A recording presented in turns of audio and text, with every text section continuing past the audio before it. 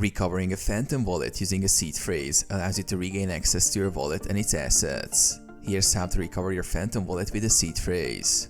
Open Phantom Wallet. If you already have the Phantom Wallet browser extension or mobile app installed, open it on your device.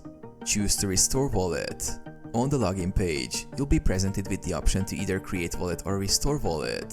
Select Restore Wallet. Enter seed phrase.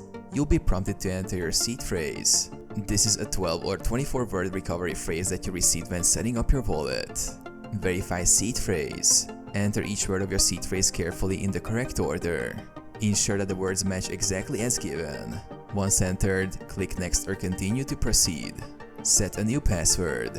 After verifying the seed phrase, you'll be asked to create a new password for your wallet. This password will be used for future access. Confirm recovery. After setting the new password, your Phantom wallet will be restored with all your previous assets, transaction history, and settings. Secure your wallet. Ensure you keep your seed phrase and new password secure. Losing either could result in permanent access lost to your wallet.